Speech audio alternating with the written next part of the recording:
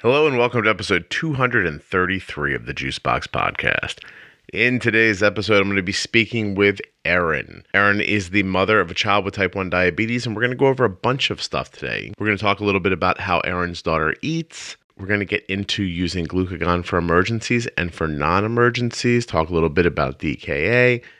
This episode really flew right by. I just got done editing it, and I loved it. I hope you do too.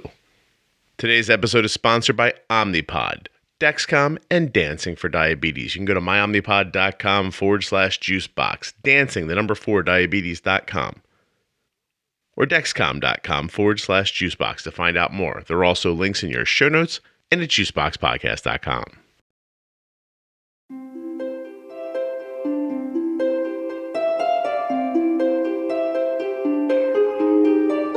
Longtime listeners know that it goes without saying that nothing you hear on the Juicebox Podcast should be considered advice, medical or otherwise, and to always consult a physician before making any changes to your medical plan, becoming bold with insulin, or I don't know, anything really. Just talk to a doctor first. This is just a podcast.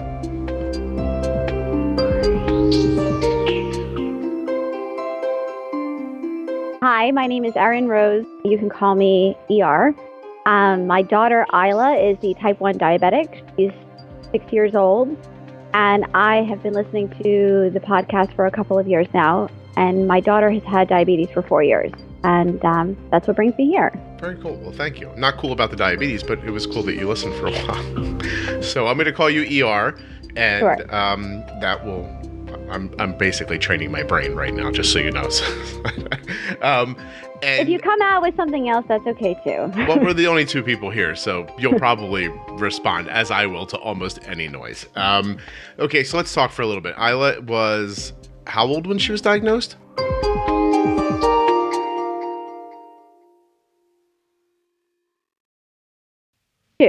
Two. Oh, geez. That's how old Arden was. That's not a great time. Not that there's a perfect time, but No, it presents its own unique challenges. But like you've said many times, she doesn't really know a life without it. So in that respect, it is easier. I guess if you can call it easier, it just makes it easier to adapt, I suppose. Yeah. But there's less to remember and less to lose. You right. know? And then when she gets older... she'll start seeing, and I'm sure she already has, she'll start seeing the inherent differences between her and people who don't have diabetes. But at least she's who she is at that point. You know what I mean? Like, it's not like she's got to be apologetic for it. Or I've been corresponding with somebody recently whose 11-year-old was just diagnosed, and they're having a really terrible time with it. Really, really just on every level, the child just can't adapt. And so now that kid's stuck seeing a therapist, which was the right decision. But I'm just saying, in his 11-year-old life without the diabetes, he probably wouldn't be at a therapist. And everything's changed for him. And I told the parents, I'm like, you will find your way through this, and it's going to be okay. But even for them now, they have all this stress and anxiety and things to worry about and costs that they didn't have before. So I agree with you. I don't want anybody to get diabetes. But if there's a perfect time, it's either when you're like a Zen master or when you're too young to remember a life without it. So, yeah. And so, how is a diagnosis 4 years ago at age 2? 4 years ago is 2014. So, in the hospital, I like to ask usually, what did they indicate to you should be doing for management as far as technology goes at the hospital? Oh my gosh! Well, I mean. I look at it now and it's a train wreck, and I think about how far we've come and, how much we know. So we were admitted in the typical way, the symptoms of DKA, et cetera. It was new to us. We were clueless, obviously, at that point. Mm-hmm. And when we were told, okay, she has diabetes, we want you to use MDI for at least 6 months, which in hindsight, I think is ridiculous because at that point, her insulin needs were so small that a pump would have made much more sense, which I know you've alluded to and talked about in the past on your podcast. And with the Dexcom, they mentioned it in passing, but said, don't worry about it for now. Just figure out how to use insulin, how to check her blood sugar, and get yourself home. They offered us to stay several days. We stayed, I think, one night we were like, this is her life. We need to figure this out. We're just going to figure it out on the fly. Cool. And obviously made some mistakes along the way. I learned by doing, especially with a 2-year-old that can't really express herself very well. So, and then about a month and a half in, when we had then been connected and met some other families, I insisted on getting the Dexcom, and I said, I can't imagine a life without it. I need it. And we were able to get that tool pretty quickly. And then about 6 or 7 months into it, we got her on the Omnipod. And since then, she's been on the Dexcom and Omnipod, and now she's on the G6 and Omnipod. How did you know to ask for a CGM?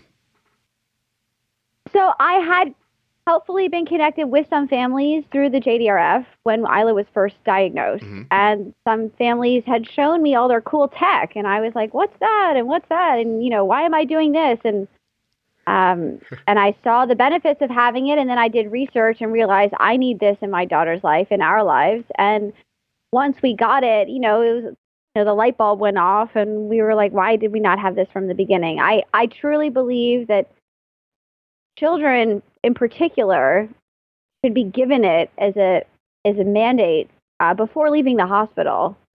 Yes. So it's funny. So I come down on, like most things, I must be a moderate. I come down on like, I understand both sides of the argument. So I let you find out what it's about and make a decision about you on.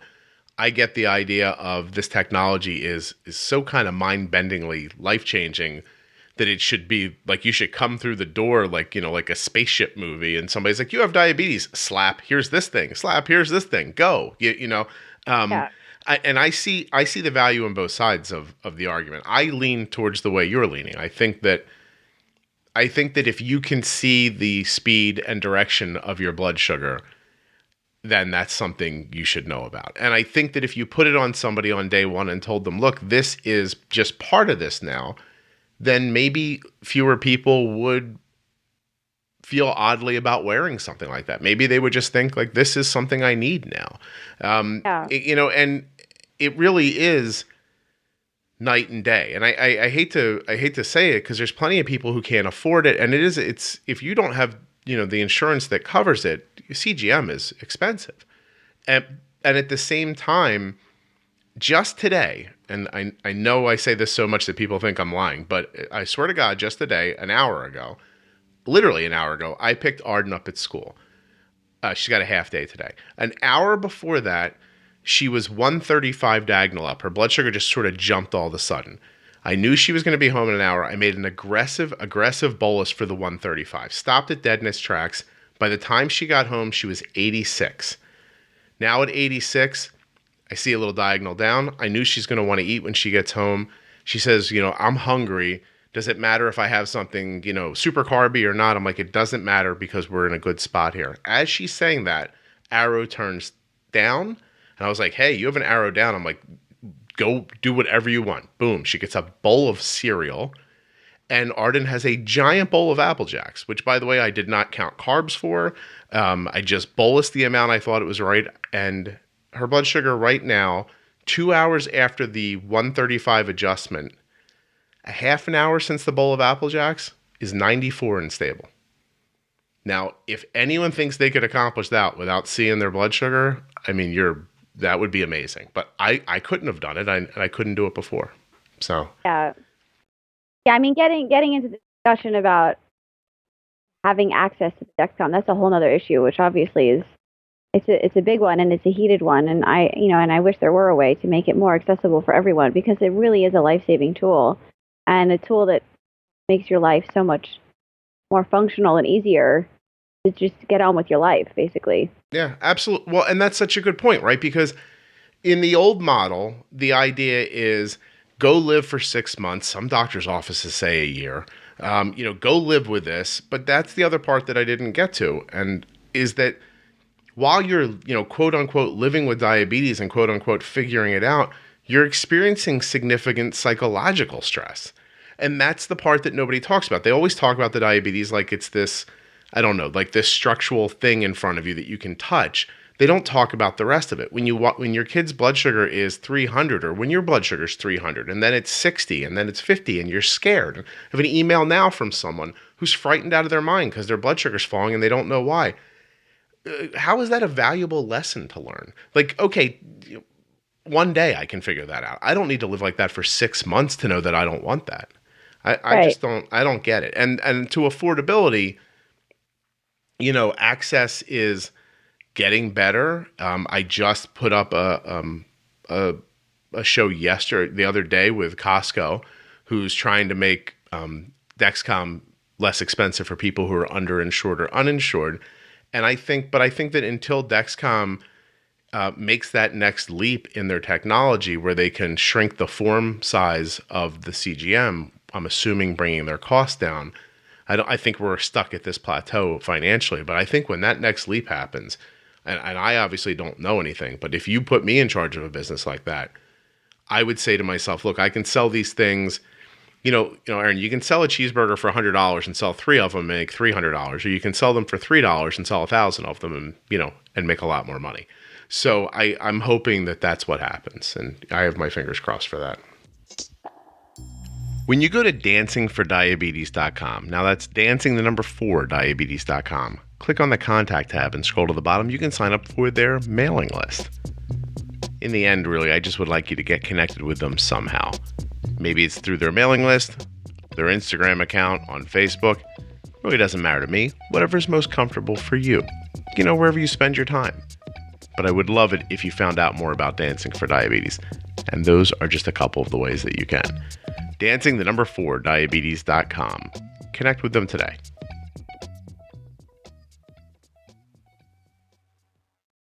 So you're out of the hospital and you're on your way. It sounds like you dove right in. Like you told them, look, let me out of the hospital. We want to get to this. What did you find in the early days? I mean, in the early days, obviously, Isla was honeymooning, and we really didn't understand how insulin worked, or the timing, delivery, the insulin needs, the ratios, and also the types of foods to eat or maybe avoid or plan a little better. So in any given day, we kept her log. We used to keep a manual log because this is before we had the Dexcom and the Omnipod. Yep. So for those first few months, we actually had a notebook that I was going to throw away. My husband was like, you can't throw that away. That's like a time relic, a timepiece. Isla's going to want to look at that when she gets older and laugh, because we would say, 5 a.m., 400, 9 a.m., 60. And, and this was just learning the ropes. That evened out pretty quickly. I mean, within the first year, her A1C went down significantly. And then after the first year, we've been, she's had an excellent A1C, like below 6.5 since then. So we learned the ropes, but, the first few months in particular, the morning we were in the hospital, they gave her, she had woke up with a blood sugar of 350 in DKA, and the hospital offered her for breakfast banana, Cheerios, and orange juice. And this is before I knew anything. And I'm like, okay, honey, here's your breakfast. Just here's the insulin for it, And I think about it now, and I'm like, how is that even possible? That seems negligent. It seems, why was there not even a conversation at that point? But that's another topic for discussion. But it does shock me how you go into the hospital and you're not really prepared for the obvious things. I think at least in my circumstance, I learned by doing, basically. Well, and I think that's got to be the case, right? Like, so it's nice to say, I wish that someone would have told me. And obviously someone should have said, hey, Isla, listen, sweetie, special day. We're having bacon and ham for breakfast today. Or, like something like that. And pulled you aside and said, look, her blood sugar is really high right now. Blah, blah, blah. So let's just do this. But when you stop and think about it, the person that brings the food isn't even the doctor. Right, it's that service that they have. Oh, I know, it's systemic, but it should be the doctor's orders, right? It should be the doctors and nurses on a systemic level talking about nutrition and the importance of food and nutrition, and when to eat certain things, and if this is the case, then maybe don't eat those things because you're just going to exacerbate the situation. And so, if we had a doctor sitting here right now, I'm guessing that they would say, "Look, You were in the hospital for a day. This was all just happening. We're still trying to get the kid's blood sugar to come down. The last thing we're worried about is a piece of toast and some Cheerios. We don't want to. They would have a reason behind it, and it wouldn't be that crazy when they said it to you. But I think the problem is, and maybe the thing they don't see when they say that, is that now you, as a person who have no idea what you're doing and don't know anything about diabetes, think, well, her blood sugar was really high, but they still fed her like this. So it starts to reinforce the wrong things early on. And I always just use as a basic example, like insulin. Like Arden uses a Pedra, which we love. But in the hospital, we were given Novolog. And so in my mind, in my like addled, crazed, like, oh my God, my kid has diabetes mind, when someone handed me Novolog, I thought, well, this is insulin because the hospital gave it to me. And so then for years, when Novolog didn't work well for her, I never thought twice about that. Until another person who had been at this a little longer than me came around and said, have you ever considered trying other insulins? And I was like, oh, no. Can I do that? And so It's funny what imprints on you early on is what I'm saying. So you could have, if you leave there, if you're a different person and you leave there and you don't go out into the world and look into these things, you could have just left thinking, all right, high blood sugar, low blood sugar, doesn't matter. Insulin, eat, go. I think that's the part the doctors don't pay much attention to is like, what's happening in my brain? Like what's deep seating in my brain right now or in my stress or in my anxiety that they're not going to see when I leave. And it's going to fight with me every day while I'm trying to deal with diabetes. So you got out of there quickly. Yes. You found friends, you looked into, gadgets, and how long before you were at a place where you felt comfortable? I would want to say about a year. I mean, it depends on what you mean by comfortable. By comfortable, I think, her A1C is really well managed. We're not seeing these crazy spikes and drops. So I felt within a couple of months, I had an understanding of what insulin is and, the need to treat a low or treat a high. But it did take about a year to really fully understand her body and her body's needs. And by that point, you've experienced a cold, a stomach bug, whatever the case may be, and how to make adjustments. And when dealing with certain foods, not all carbs are created equally, learning that as well. Yeah. And so when you say you had to learn about how the insulin worked, I mean, I think that's the focus of this podcast. If as a matter of fact, if somebody said to me, what's your podcast about? I would say it's about understanding how insulin works. That would be my first sentence. And did you learn that because of the Dexcom, or did you find that out from other places? A combination, yeah. Dexcom and trial and error. Seeing that, if she's having a resistant state to insulin, you need a lot more. Or if she's really active and it's cold, she's super sensitive, little things like that. Or if you're going to be eating a pizza or a bagel, pre-bolus, extend the bolus, increase your basal rate, all these things that for me was foreign language, to be honest. Because When we first got the pump, I didn't even know what a basal was, Of course. And it intimidated me. And, you'd rather the thing than the thing you don't. So first getting on the pump, it was a big adjustment. And then that's why I'd say she got the pump about 6-7 months in. And then it took another 6-7 months for me to really understand what the pump is and how it works. And I think you were talking about how it's like this really powerful rocket launcher or whatever. I think in one of your podcasts, you were alluding to that fact. And instead of just using it to shoot darts or whatever. I tell people all the time when I'm speaking to Omnipod privately, and I just did it yesterday, actually. And I always say, I'm like, you hand people a rocket launcher and you tell them to kill flies with it. Like it does so much more than this. It's so much more powerful than this. How can you tell them it's a fly swatter? And an insulin pump is not just a way to avoid getting injections. It's so much more than that. And it's a disservice to pumping to think of it that way. Now, in pump companies' defense, not just Omnipod, but all of them, they are not doctors. And they're not allowed to give you medical advice. And as soon as they start telling you about, they can tell you, look, you can set an extended bolus on this pump. They're allowed to say that in their documentation. The minute they start telling you when to or why to, that's medical advice, and they can't do that. Right. And so they're stuck, right? They're the company that sells you the pump. And the doctor's supposed to be the person who tells you, now, let me amend that. The doctor's the person we expect to tell us when to use the insulin, how to use it.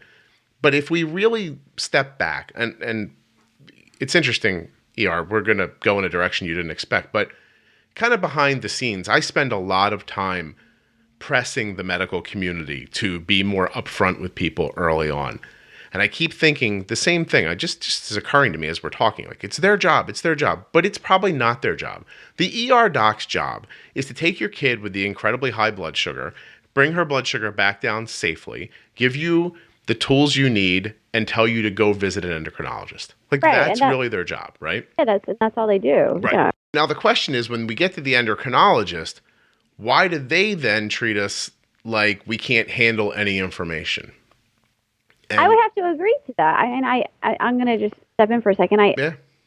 I think this is one of my biggest problems with endocrinologists. You know, we being told what to do, what not to do. It took us a while to get on a good rapport and find someone we really like and who understands us and who gives us the freedom without making us feel guilty, basically. You know, I wasn't taught how to pump basal or even really change her basal rates or, you know, extend the bolus, these sort of things. I learned this all by doing and by reading blogs and, you know, by listening to your podcast and, you know, just doing my own research and learning as I go. And I agree with you. Like, why is this not taught? This should be something, you know, when you get the pump, this is what your endocrinologist should be teaching you what to do. Right. And so the common wisdom is, I can't tell people the first time I meet them or the first couple times I meet them this incredibly confusing stuff, because what if they don't follow it? What if they take these ideas home with them and do it wrong? And so I'm going to go back to something I've said before, because the conversation is really leading in that way. In society, we look at a classroom with 20 kids in it, right? And say 3 of the kids are brilliant and 3 of them are really challenged, and the rest in the middle, these other 14 kids, they're pretty average kids. We don't teach to the average kids. We don't teach to the brilliant kids. We teach to the 3 kids who are having trouble. Like, the idea is it's a compassionate thing. I don't want to leave those 3 behind. But what that does is it drags the other 17 down to the least common denominator of the conversation, which is now unfair to them. So the idea is, when I don't know which one of you are the 3 bright kids in the class, I don't know which one of you are the 3 challenged kids in the class, I don't know which one of you are the 14, you know, average kids in the class, how do I teach you something? Like, where do I start? And so I think sometimes what they're saying is, look, I need time to figure out if you're able to follow what I need to tell you. And so you're interesting, because you fall right into, there's pretty much 2 segments. There's the kind of people who get doctor's advice and follow it blindly, to the point where they literally have pains in their stomach because they see things go wrong in their, you know, with their kids or with their blood sugar, and they can't bring themselves to disobey what the doctor said. And there are people like you who are like, whoa, I got to go figure this out right now because this doesn't seem right. That's a personality situation. And so I think that's what it is. But so, you know, that's the question, is how do you, it really is on you to look at the doctor early on and say, look, I understand you don't know me, but give it all to me right now. And how would you even know that that's something you need to do?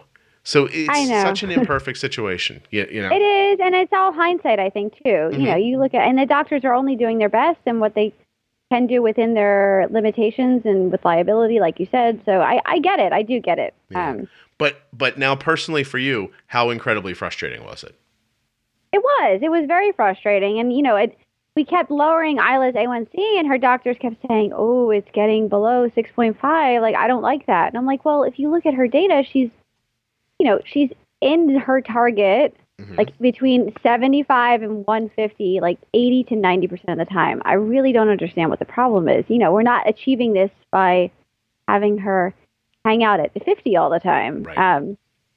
And her most recent A1C went down to 5.8, and her endocrinologist, who now is an actual type 1 herself, she's like, you have an A1C of someone who's almost not a diabetic for a 6-year-old. That's amazing. And it just made me feel so much better to realize, like, I'm actually doing really well. Like, I'm doing this, and I'm not, you know, and not at the detriment of her suffering and being low all the time. Like, there's someone here who gets it. And that's why, you know, and it took a long time to find that. And I think from my perspective, that's just exciting, because what it means to me is that my assertion is that if you give people good information up front, those 17 kids in the class will do good things with it. The other 3 are going to need more direction, but that's how you find out who they are in the scenario, by giving them the information and seeing them get a 70 on the test, right? Like, so identify them early instead of just almost being insulting to them and teaching down to what you think their level is. Figure out what their level is and then help them get beyond it.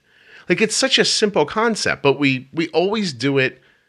We always do it wrong. Like, as a society, we always just err on the side of caution. It's always like, well, we don't want to leave anybody behind. Well, I don't want to leave anybody behind either, but let's find out where we're all starting so we know what to say to those people, because those 3 people need different direction than these 14 and those 3, and etc. And so I'm excited that you got good feedback from your doctor, because far too many people will contact me and tell me the opposite. They get pressed just like you described in the beginning, but then it goes on, and sometimes they buckle to it. Sometimes they don't have the nerve to say to the doctor, look, we're getting this 5.8. She doesn't have any crazy lows. We're in range. This is doable. That's terrible too.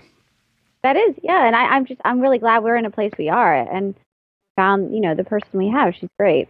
Well, it's funny. It's a little bit of dumb luck, right? Like, it's your personality lent itself for you to be an advocate for yourself and for your daughter. It's really cool. I mean, it's absolutely, it's the goal. It's the hope for everybody. How would you like to make diabetes treatment decisions with 0 finger sticks? Well, you can with the Dexcom G6 continuous glucose monitor. And I'd like to tell you more about it right now if you'd like to listen. What's that? You're going to listen? That's excellent. Thank you. Dexcom.com/juicebox. Here's what's going to happen. I'm going to do it with you right now. /juicebox. There we go. Oh, it's a pretty little webpage that pops up, and all you do is click on the green button that says Get Started with Dexcom. There's information and pictures, but the green button. Get started. Here's what it asks me.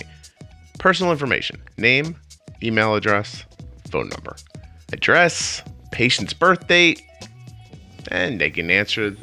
Ooh, here they go. They ask you a little information about like what kind of diabetes you have. Is it type 1 or type 2? Do you have gestational? Are you currently using insulin injections, pills? Do you have an insulin pump? Managing with diet and exercise? This is for everybody. And then you just tell them about your insurance. I have private insurance, public insurance. And then you submit. Then they get back to you. And you get started. I mean, really, I don't know how much easier it could be. I guess somebody could come to your house and like click the buttons for you. But, I mean, honestly, this is something you can do. And I really think you should do it right now. I want you to imagine a world where you can see the speed and direction that your blood sugar is moving in so that you can make treatment decisions that will move things in the direction that you want instead of in the direction that diabetes seems to be dictating to you. Go to dexcom.com/juicebox. Click on that green button, fill in your information. It's a whole new world when you do.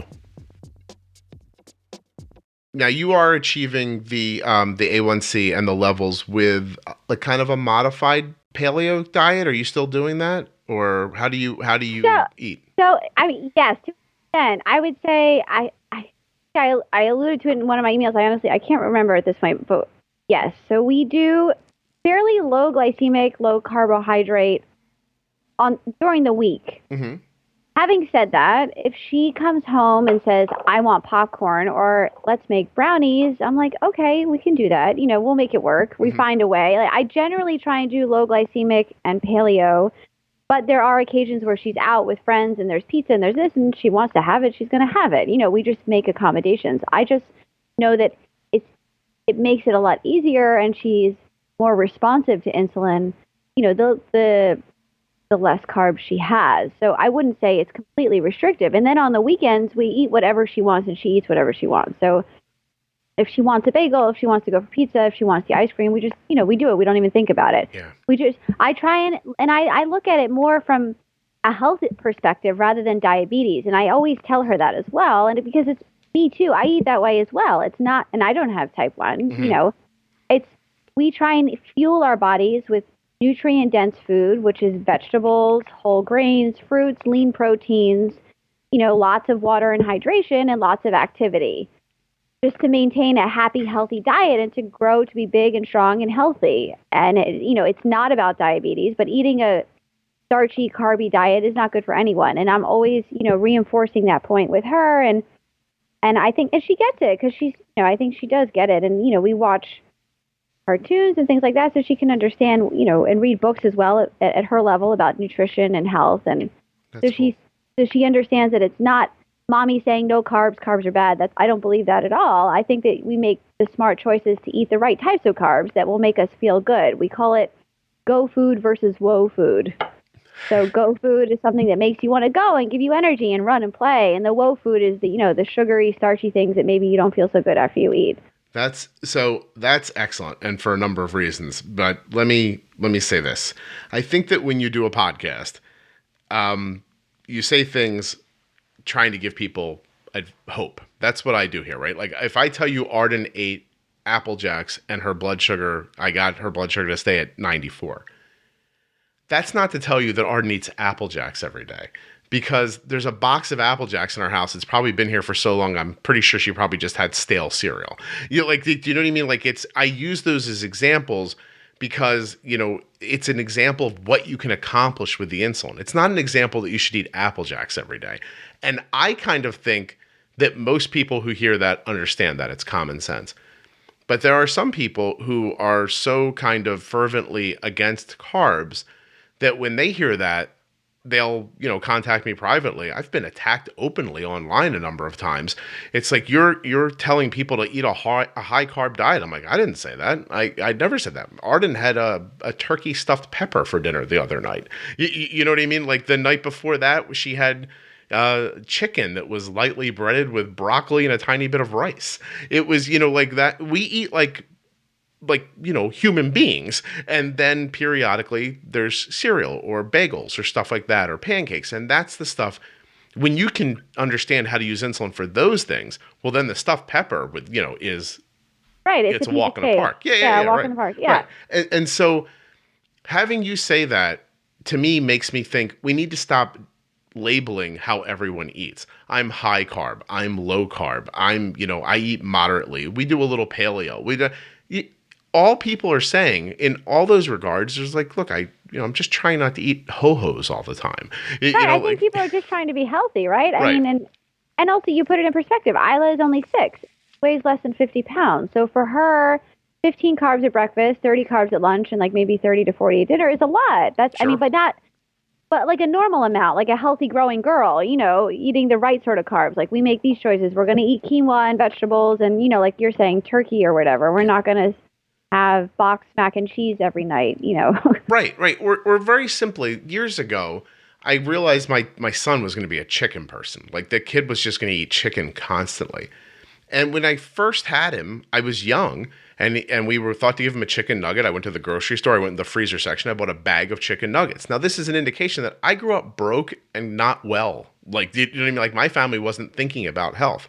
It took me a few months and I thought, I can't do this. Like, I don't know what's in those frozen bag of chicken nuggets. So now I go out, I buy chicken breast, I cut it up into smaller pieces, and I take the time to bread it and cook it in an oven. The first number of times I did that, my son was like, this is not chicken. Like and yeah. He fought against it. I'm like, you better just shut up and eat it. And so he ate it and he got accustomed to it. Yeah. You raise your kid, they develop a taste for real food, for real vegetables, for different textures. And I go ahead. I'm sorry. No, I was just going to say, I never catered to the whole, kiddie food. I always was like, you get what you get and you don't get upset. Like, this is what we're having for dinner. And, right. If you're hungry enough, you'll eat it. Are you from the Northeast? Yes. Yeah, it's great. I agree. And so, and I agree moreover that the problem, or one of the pitfalls, I shouldn't say the problem, but one of the pitfalls of social media and us interacting with each other in kind of like these, car accident ways where we don't see each other coming, then all of a sudden we're together in this idea and then it's over real quick and we all try to make our point, is that we oversimplify conversations. So if you were to tell me that you were not letting your child have any carbs at all, I might say to you as an overarching way to make my point, gosh, what are you going to do when they get to college the first time they want pizza and they don't know how to bolus for it? And the problem is that severely oversimplifies my position, right? Like, I don't care if your kid eats low carb. I don't care if your family eats low carb. I think there's a perfectly reasonable and healthy way to do that. Just like I think there's a perfectly reasonable, healthy way to be a vegan. There's ways to accomplish it.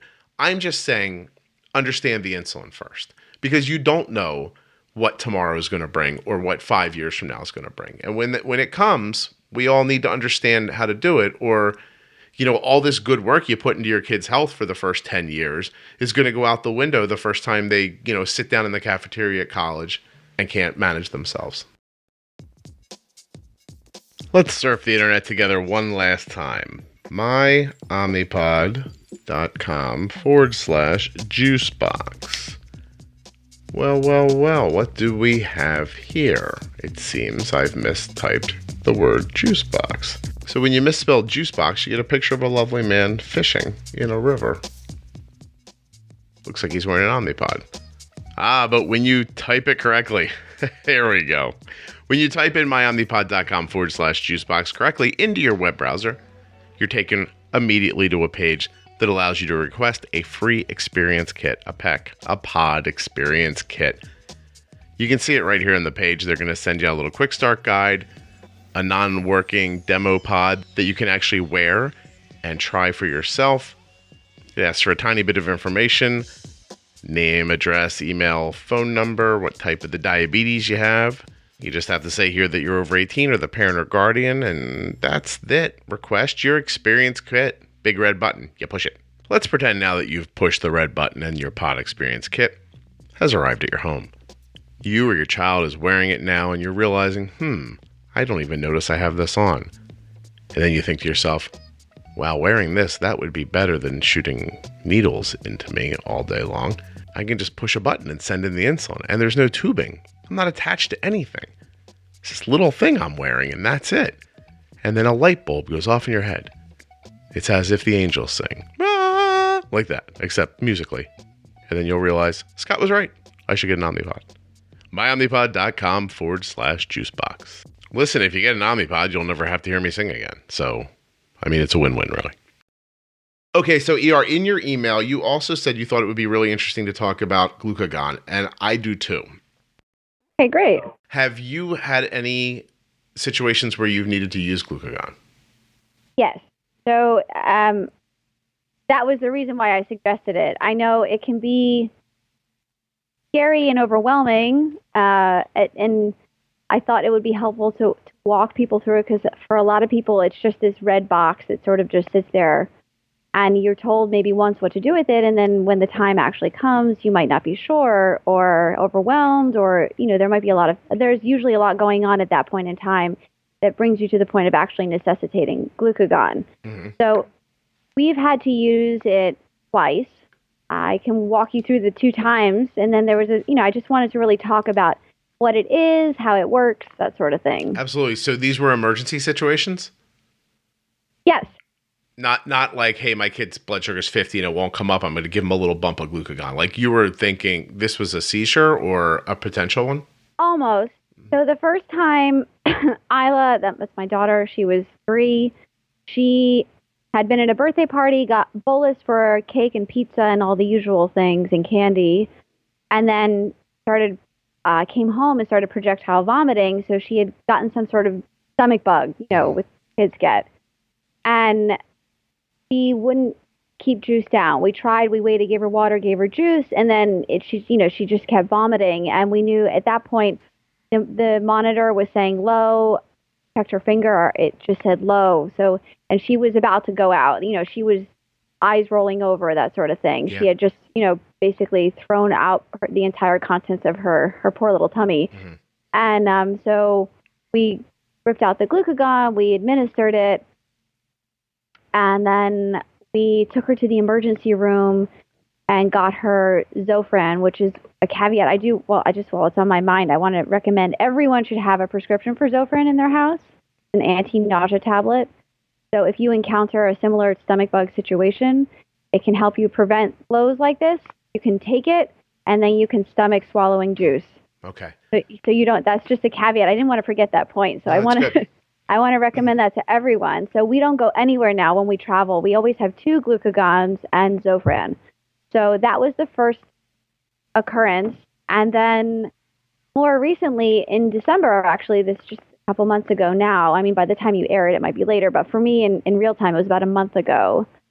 Isla was fighting a virus, so she had just had really stubborn blood sugars. And we're not talking seriously high, 180, 200, just it wasn't budging for several hours. Right. So we changed the pump. And whenever she's high for more than 2 hours out of practice, I like to give her a shot just to make sure she doesn't stay high for more than 2 hours. Mm-hmm.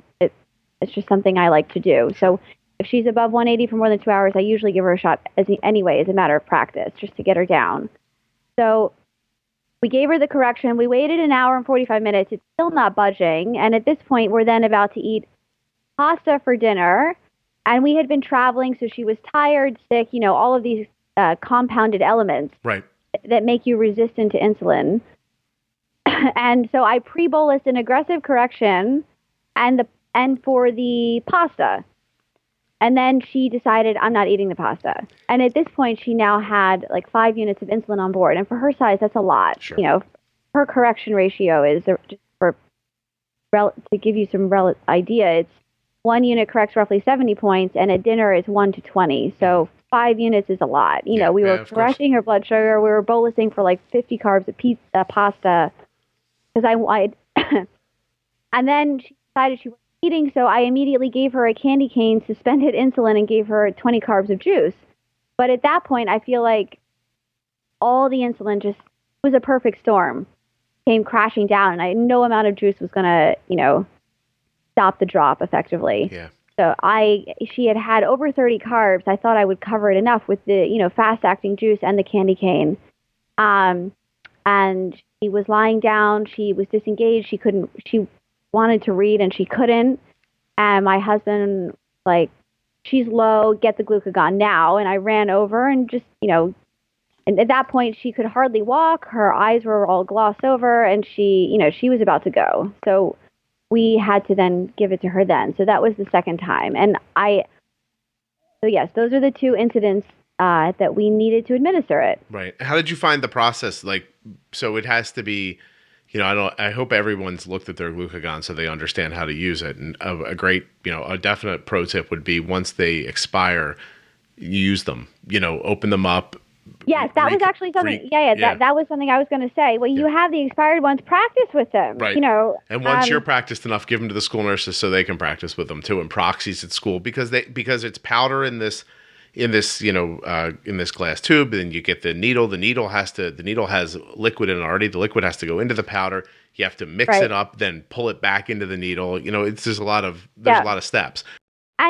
And it's a high stress situation. Usually you don't come to use it unless you're mini dosing, which is another topic I actually wanted to allude to. But if you're mini dosing because you're, just not feeling well, it's slightly less stressful situation. But in these, emergency situations, you have to act quickly because you don't have minutes to waste, basically. And do you know, maybe I'm just saying something, but but so when you inject this glucagon into you, there's, I think, an idea that the liquid in this powder is what's going to bring your blood sugar back up. But what it actually does is it forces your liver. Right. Yeah. So I was going to explain. So that's right. What it does is the liquid does not bring your blood sugar up. It triggers your liver to release glucose effectively, and then that is what brings your blood sugar up. But what happens is it triggers your liver to release pretty much all the glucose reserves you have in your body. Yep. So what happens then, as a result, your blood sugar spikes pretty high, obviously, but it's a superficial high, and there's a few caveats. So what happens is, yes, firstly, it triggers your blood sugar to go very high, but in doing so, it releases all the glucose reserves you have in your body. So what that means is, for the next several hours, and it could even take a few days, for your body to build up their glucose reserves again. So that means you'll be more sensitive to both insulin and sugar effectively. So you have to err on the side of caution and bolus very conservatively. So this is not the time to be bold with insulin effectively. If you find yourself in a position where you've had to utilize glucagon, you almost want to do, bolus half the carbs and then maybe see where they are within a half an hour, see what their arrows are doing, and then make a decision based on that. You want to be very, very conservative because they have no glucose reserves left in their body at that point in time. And also, after you administer glucagon, it will obviously spike your blood sugar, but it will come down as well. So you don't want to then treat that blood sugar. So it can make you blood sugar go up to 300, 350, even for a few hours. But if you watch it, it will go down. So, you give it like 3-4 hours, maybe and I think I remember her endocrinologist, maybe you would want to talk to a doctor about this if you find yourself in a position where you need to use it. You call your endocrinologist, obviously. But they had said to us, wait at least 3 hours. And don't correct unless she's above 350 for more than 3 hours. So, because there's no glucose reserves left in her bloodstream. Mm-hmm. So we had waited 3, and I'm like, and she had gone from like 380 to like 300. And I was like, you know what? I'm just gonna watch this. And obviously stayed up all night because I was nervous. Yeah. And then she slowly crept down, and then by 4 hours later, she was 200 trending down. So I obviously didn't correct anything. And at some point, even in the night, she got low and needed juice.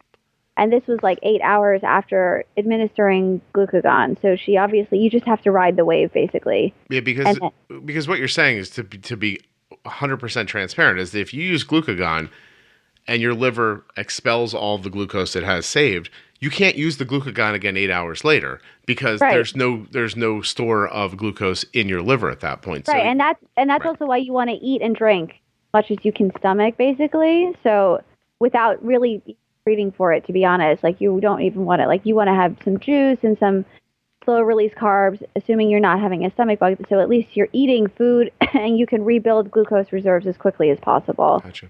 So it recommends, I think you eat at least 15 to 20 carbs after you've had to administer glucagon, so you can build up your glucose reserves. So we ended up over the course of that night, I think she needed like 3 juice boxes or something, because she just kept dipping down. And even though we had a lower basal, we didn't want to have no basal, so we had to just keep giving her juice throughout the night. Mm-hmm. And then, and you're super sensitive for the next sort of few days, so you just need to play it safe. You might spike more than you usually do after you eat a meal, but you have to know that this is, like a sick day policy. It's not a normal, scenario. You don't treat insulin the same way when you're recovering from the use of glucagon effectively. Yeah. Now, so you handled it much better than I did. Arden, many years ago when she was really little, once right after she was diagnosed when she was 2 years old, and maybe a year or so after that, twice I gave her insulin that was too much, and she had a seizure. So that was like, gone, like just glassy-eyed, grunting, just scared out of her mind. You couldn't really touch her because everything frightened her. Right. And we got her out of both of those with glucose gel in her cheeks. Now, that was lucky because the first time I opened up that glucagon and I realized I didn't even know how to do it because the doctor says to you, hey, this is the glucagon. It's for emergencies if they have a seizure. And then the next thing they say is, don't worry, you'll never need it. Yes, they do. They say that. Why do they say that? Well, because and here's they don't want to scare you. Yeah, right. That's the know. psychology behind it. Is they don't want to send you, like, you've just been diagnosed. They don't want to be like, hey, look, this is for when you inevitably have a seizure. What they should say is, this is for if you have a seizure. The likelihood of it is really incredibly low, but it could happen. So pay attention while I show you how to use this, because as soon as my brain heard it's never going to happen, I was like, I have enough other stuff to think about. I didn't pay attention how to reconstitute the glucagon. I was completely lost when I opened it up. I felt like an idiot. So yeah. So you do need, and practice, like you said, practice with the expired ones. And also, it's good for 24 hours. Once you mix up that magical cocktail, you can keep it in your refrigerator if you need it. Like, let's say you're dealing with a stomach bug or the flu or something like that, and you're mini dosing, you can keep it for 24 hours. And to the point of mini dosing, I've never done it, so go ahead and tell me about it. So mini dosing is effectively using glucagon to help with, like you were saying earlier, with like stubborn lows in the 50s, but they're still cognizant, aware, talking, and just not coming up. So you effectively make the mixture. You prepare the glucagon as you would regularly, but then you use a regular syringe. And this is just good practice, by the way, because the glucagon syringe has been known to break. I've read about this in certain scenarios. So I always keep backup regular insulin syringes in Isla's diabetes kit. If God forbid the glucagon syringe decides that today is the day she needs it and then the syringe is not working. So I, as a caveat, always keep extra syringes with her. Okay. And you use a regular insulin syringe and you dose based on roughly the age. So, baby to 2 would be like 2 units, 2 units using an insulin syringe of glucagon. And then you add a unit for every year on top of that until you get to, I think, about 15, and then it's about 15 units. So, for example, Isla is 6, get 2 units plus an additional 6 units for each year. That makes 8 units of glucagon. And what that would do is it will bring your blood sugar up, but it won't completely deplete all of your glucose reserves because it's a smaller amount. And it won't make you spike so hard. Okay. So, and I would obviously, like you say, you would want to talk to a doctor. You wouldn't want to do this without the advisement of your medical professional. But it's the availability is there, the option is there, and it works well if you've had a stomach bug or you're really sick and you just can't stomach the idea of more food or juice or whatever. Yeah. Oh, listen, this episode's getting an extra deep voice. This episode of the Juicebox Podcast is, not advice situation. So because we are talking a lot about stuff that happened to you and happened to me that is really specific. Oh, definitely. And it's very much specific, and it absolutely is not advice in any way, shape, or form. And it's just what happened to you. Yeah, just experiences and you learn from it, obviously. I think now, I look back on it now and I say, oh, wow, I wish I knew about mini dosing, because when Isla had her stomach bug, I would have done that and would have prevented going to 20 and almost having a seizure, Right. And now I know about that. Hindsight is a wonderful thing. We don't travel with glucagon all the time. But I don't even take insulin or pumps unless we're going more than about a half an hour away from our house. So I do. And that's totally fine. People should do whatever they're comfortable with. I'm just saying we don't. But there are times still when I leave and I'm like, I take the glucagon and I like jam it in my pocket before we leave or something like that. But Arden doesn't like have one on her, I guess. And you can make the argument that that's bad practice, and maybe it is. But I think that as you live with diabetes longer and longer, you get to the point where you're just like, there's like, what am I going to do? Like, am I going to walk around with a pharmacy with me for the rest of my life? And if you're in a stable enough situation, now you're just hoping against hope that one of those unforeseen things doesn't happen. But Arden was at physical therapy for her shoulder last week. And while we were there, her pump just expired. And I was like, how did we it gotten past all of us.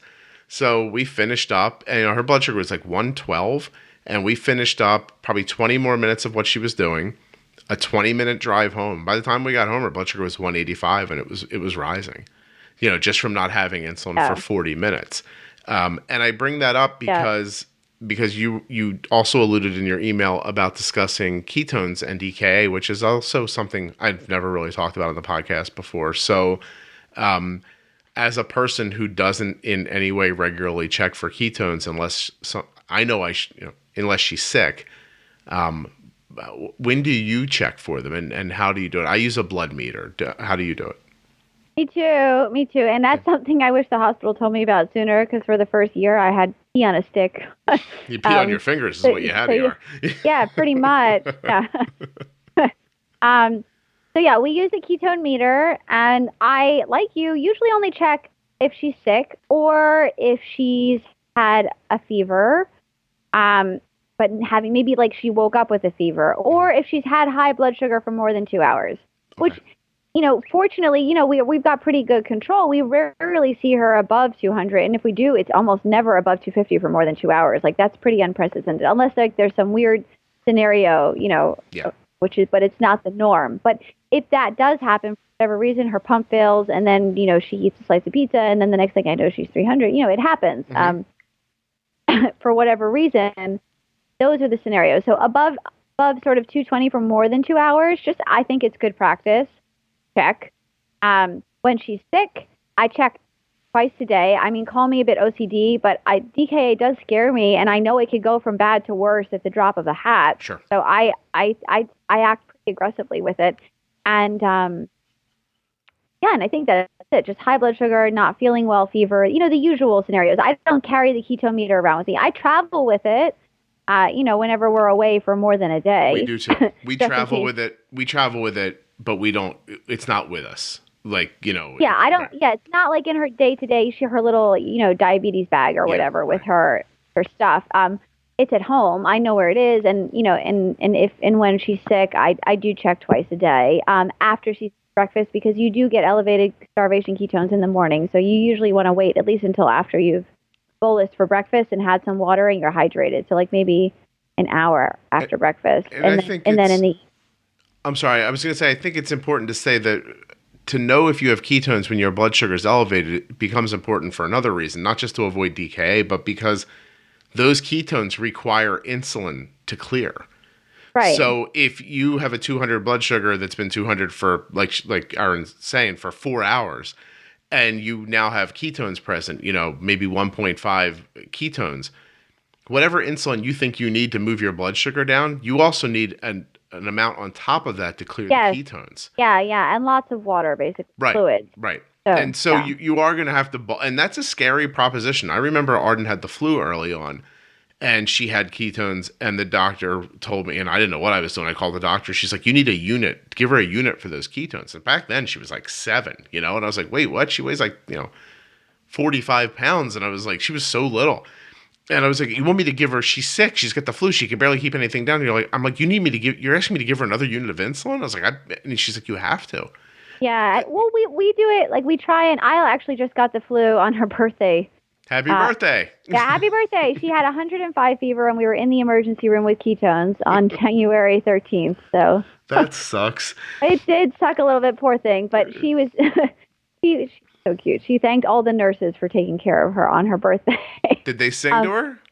They didn't sing, but they did all wish her happy birthday. But the point I was making was treating the ketones. So we like to use things like coconut water or Gatorade. So at least it has carbs in it, but it's also hydrating her. So you have less of a worry of then, crashing down effectively. Yeah, Gatorade's what I used. So I over bolused, and then she sipped at the Gatorade. The Gatorade or a popsicle or coconut water, some sort of like sugary liquid effectively that will help hydrate them, but also give you the sugar so then you're not going to crash. Yeah, and true to form, exactly what the doctor told me, that insulin cleared the ketones away.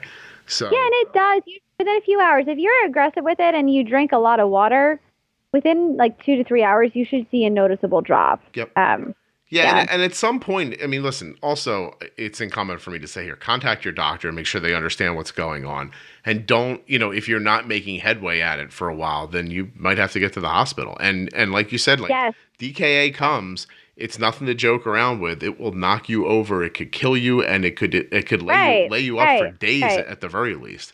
Right. So we narrowly escaped that on her birthday, basically. So she had come home with what we thought was a cold, and she got progressively worse over the weekend. And by Sunday on her birthday, a few weeks ago, she didn't want to eat anything. She didn't want to drink anything. She didn't want to open presents. And we had a thermometer that wasn't working, so we thought her fever was only slightly elevated, but not crazy high. Oh. And then my mom, who was in town visiting for her birthday, was like, this kid is burning up. And so I checked again, and it said 102, and I'm like, it must be higher. And then we also checked for ketones at that point. I had checked in the morning, but then by the afternoon, they were, I don't even remember, 2 point something. So obviously I was like, we're going to the emergency room now. We're dropping everything, because she could be going into DKA within a matter of hours, basically. So I have to ask you, when your mom pointed it out, did you first worry about Isla's health, or did you think, oh, great, my mom is here acting like she knows more than me? Maybe a little bit of both.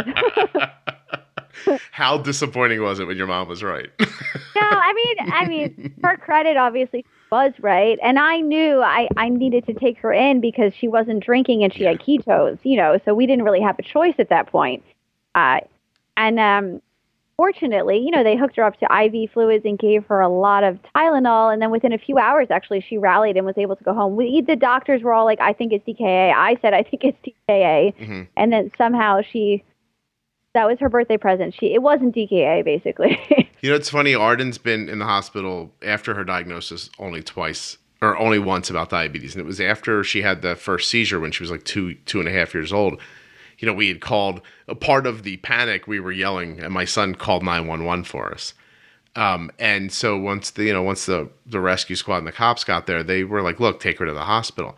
The second time we needed the glucose gel to stop what was clearly a seizure, we got it stopped and got her stable and put her back to bed. And, that was it. Because, once you get to the hospital and you're okay, the hospital's sort of like, "So you're okay?" And I'm like, "Yeah." And they're like, all right, well. Yeah, it's true. The second time we used glucagon, we obviously called our endocrinologist to let them know, to keep them in the loop.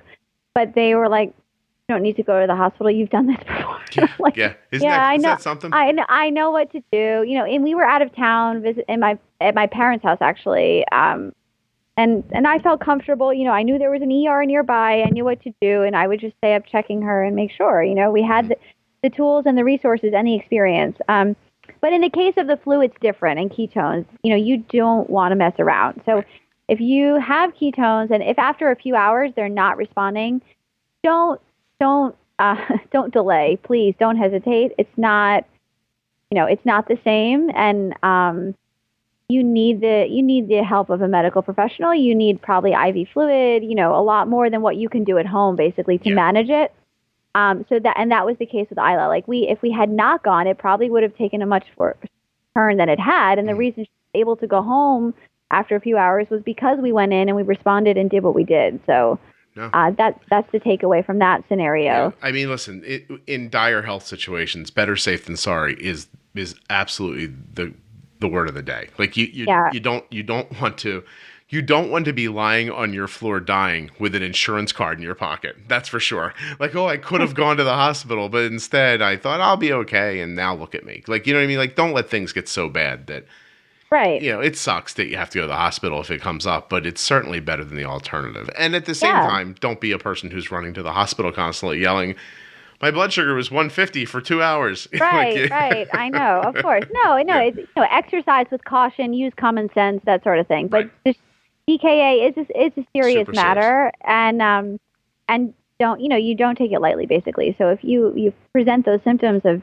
being sick and having ketones, and it's not going away within a few hours, despite all your best efforts, now is the time to go. The sooner you go in, the sooner you get out, basically. Mm-hmm. Just a separate caveat, and that also reminded me, Tylenol does impair the readings on the Dexcom. So they say that it doesn't. I know that they say that with a G6, but that's false. Okay, so I don't have that problem. So you're saying that you're using Tylenol and you're seeing Dexcom readings that aren't... Yes, it went on the fritz, basically. And we only ever utilize it when she has a really high fever. We try and use children's Advil for that reason. Okay. Pediatric Advil, so it doesn't interfere with their interstitial readings or that they gather, that the Dexcom gathers. But for some reason, and they said that, when I spoke with the rep, I called them from the hospital and explained the scenario when we were there when Isla had the flu, and they said, it can still happen. It shouldn't, but it can, and it was happening. It was okay. And they obviously replaced the sensor, and they said, if you do need to use it, if you're fever for the next few days, we recommend just not wearing a Dexcom for the next few days because it's going to cause another one to fail, basically. Okay. So somewhere between the dehydration and the high fever and the Tylenol, something about that cocktail messed with it. She was obviously having had that high fever, was severely dehydrated. And then, basically. Yeah. No, I mean, listen, here, in the end, here's what you're saying. In a medical situation like that, when things are not normal, like, the way you expect day to day, your precautions, you have type 1 diabetes, your precautions go up. You have to be a little more, vigilant. Vigilant is the right word. You start, test your blood sugar a little more. Don't just assume that, I mean, listen, I tell people all the time, like, I love Dexcom. It is absolutely at the core of everything that I do with my daughter. But if her blood sugar is 83 for 6 hours and the line never moves, I don't think I'm doing a great job. I think I should check that thing. Now sometimes her blood sugar is 83, but it's just, you can't get so complacent that you just say to yourself, this stuff's going to take care of it and I don't have to think about it.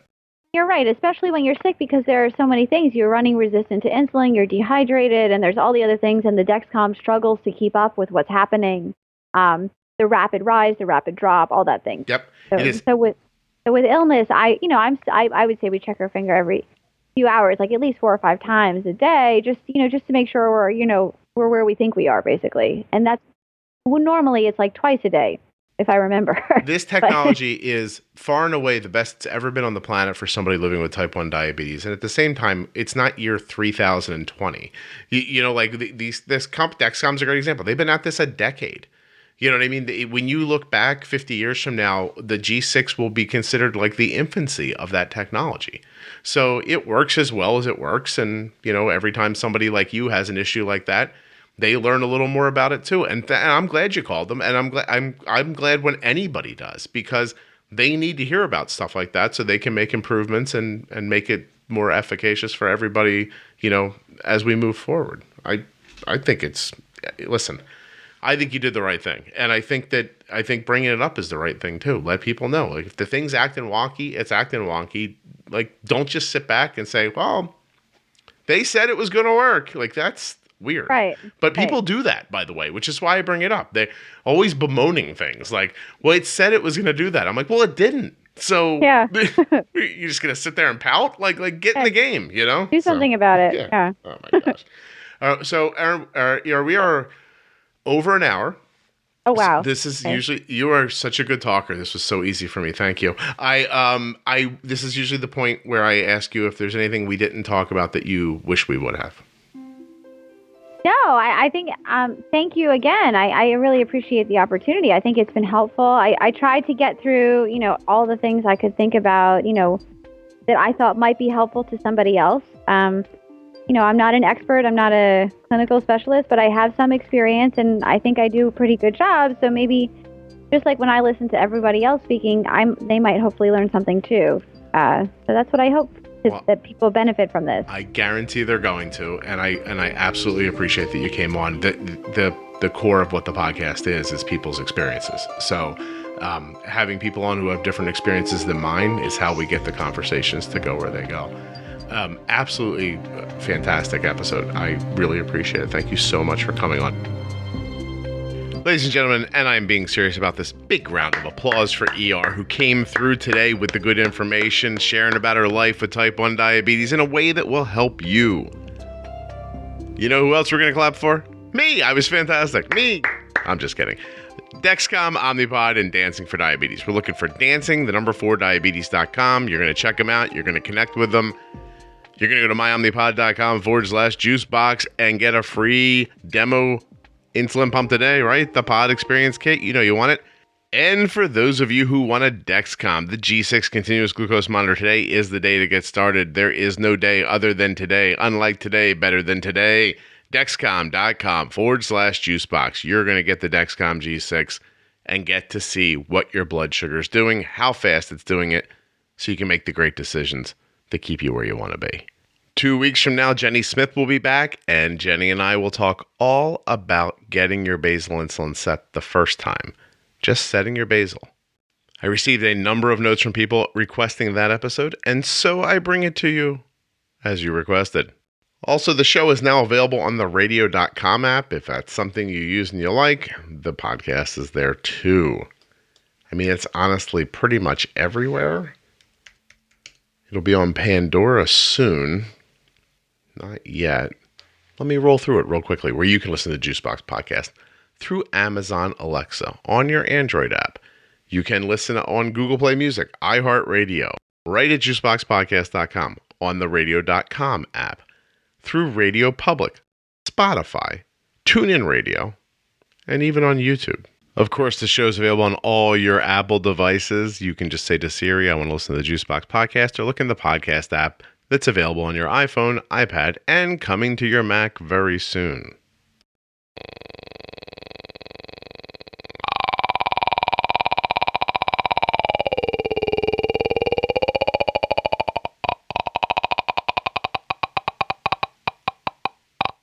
Did you ever do that when you were a kid? Just like, it's hard to put in words. You kind of like stop breathing, and then just at the back, you,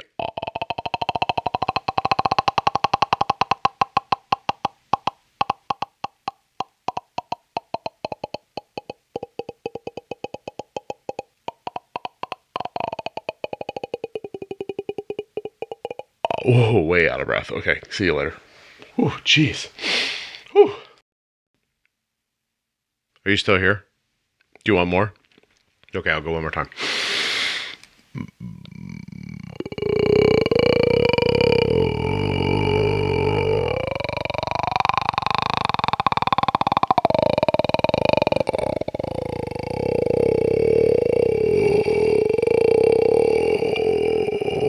I think I have too much air. Hold on.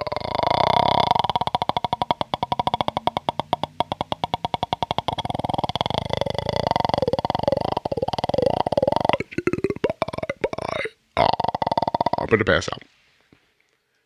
If you're still listening, I want you to seriously, think. Just stop. Go into a dark room, close your eyes for a second, sit down and say to yourself, what am I doing with my life? I stayed on a podcast 2 minutes after it was over and listened to a guy basically just make weird noises with the back of his throat. And I think I need help. Just reach out to a friend or a family member and tell them I don't know when to shut off my podcasts. And I need your help. Please. Maybe someone will help you. Maybe they won't. Maybe they'll look at you strangely and think, wow, you're an adult and you can't just give up. You can't just say, obviously the guy is now just talking to see if you'll hold on. And why? Why would you do that? Why wouldn't you say to yourself, the podcast is clearly over? I'm hoping you'll find someone like that in your life and that person will help you. Or that maybe this has helped you. Maybe you're just embarrassed at this point. Just enough to say to yourself, you know what? That's right. Next time the music plays and he tells me who the ads were from again and what's coming next week, I'm just going to stop after that. I don't know what you're going to do. Honestly, I'm not judging you. You can do whatever you want. But I'm just saying, if I'm you by now, I would have stopped.